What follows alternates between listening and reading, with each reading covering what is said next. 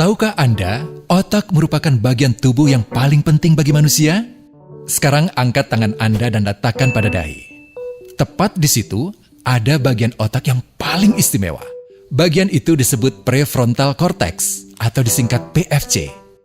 Menurut peneliti otak Jordan Grafman, PFC ini hanya ada pada otak manusia, sehingga membedakan kita dengan binatang. Bagian ini diciptakan dan dirancang khusus oleh Tuhan supaya manusia mampu memilih dan memiliki etika. PFC berfungsi seperti pemimpin. Ia bertanggung jawab untuk berkonsentrasi, memahami benar dan salah, mengendalikan diri, menunda kepuasan, berpikir kritis, dan merencanakan masa depan. PFC adalah pusat pertimbangan dan pengambilan keputusan. PFC inilah yang membentuk kepribadian dan perilaku sosial. Sayangnya, PFC adalah bagian otak yang paling mudah mengalami kerusakan. Jika PFC rusak, maka kepribadian orang bisa berubah. Rusaknya PFC bisa disebabkan oleh benturan fisik, bisa juga oleh zat kimia, seperti narkotika, psikotropika, dan zat adiktif atau nafsa. Dan ternyata penyebab paling merusak juga pornografi, yang disebut narkolema, narkotika lewat mata. Bagaimana pornografi mempengaruhi otak dan pikiran kita? Adi, remaja 12 tahun, melihat gambar di TV yang menjurus ke porno. Awalnya, ia merasa kaget dan jijik.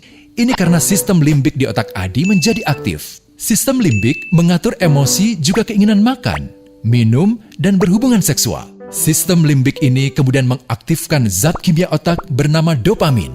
Dopamin memberi rasa senang, penasaran, sekaligus kecanduan. Zat ini juga aktif jika orang mengkonsumsi nafsa. Oleh karena itu, sifat candu pornografi sama dengan sifat candu nafsa. Otak akan mengingat apa yang membuat Adi senang dan bagaimana ia memperolehnya. Jika Adi mendapatkan pembinaan akhlak, etika yang baik, dan patuh pada norma sosial, dorongan melihat pornografi, meskipun menyenangkan, akan ia abaikan. Namun karena hal itu tidak ada pada diri Adi, ketika ia sedang merasa bosan dan ingin mencari kesenangan, otak akan mendorongnya agar melihat pornografi lagi. Namun lama-lama, Adi bosan melihat jenis gambar yang sama dan butuh yang lebih porno untuk memicu rasa senang. Sekarang, dengan internet, pornografi menjadi jauh lebih mudah didapat. Pertama, Adi membuka internet dan tidak sengaja melihat gambar yang menjurus ke porno. Berikutnya, ia sengaja membuka lagi untuk melihat yang lebih porno. Awalnya melihat yang sedikit terbuka, lama-lama semuanya terbuka. Awalnya melihat 1 menit, lama-lama 1 jam. Adi mengalami kecanduan pornografi. Bagaimana kerusakan PFC akibat kecanduan pornografi? Secara alamiah, dopamin dialirkan dari sistem limbik ke PFC. Orang yang kecanduan pornografi akan mengalirkan dopamin secara berlebihan sehingga membanjiri PFC. PFC menjadi tidak aktif karena terendam dopamin. Semakin sering PFC tidak aktif, ia akan semakin mengerut dan fungsinya terganggu.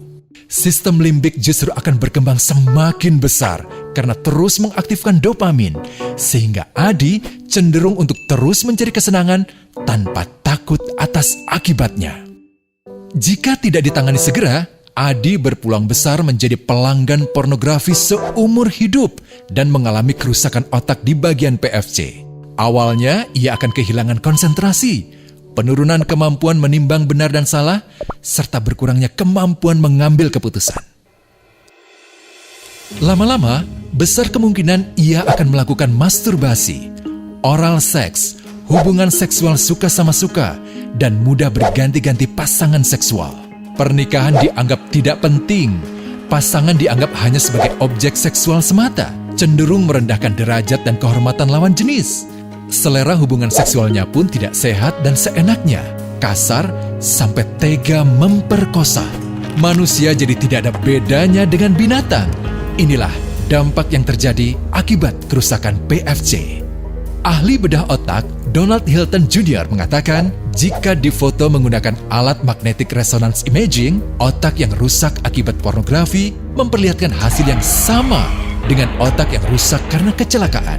Ia juga mengatakan, Berbeda dengan dampak nafsa yang merusak otak di 3 bagian, pecandu pornografi yang sudah melakukan hubungan seks dengan anak-anak mengalami kerusakan otak di 5 bagian. Terbukti, pornografi pada anak lebih bersifat merusak karena PFC belum matang dengan sempurna. Tapi untungnya, otak anak yang belum sempurna ini masih mudah dibentuk. Pengaruh pornografi bisa lebih mudah dihilangkan asal ada usaha untuk memulihkan dengan sabar, terutama oleh ayah ibu, keluarga, dan orang terdekat. Pelajari bagaimana mencegah dan menangani anak yang terkena pornografi. Mari lindungi generasi kita dari bencana pornografi dan kejahatan seksual.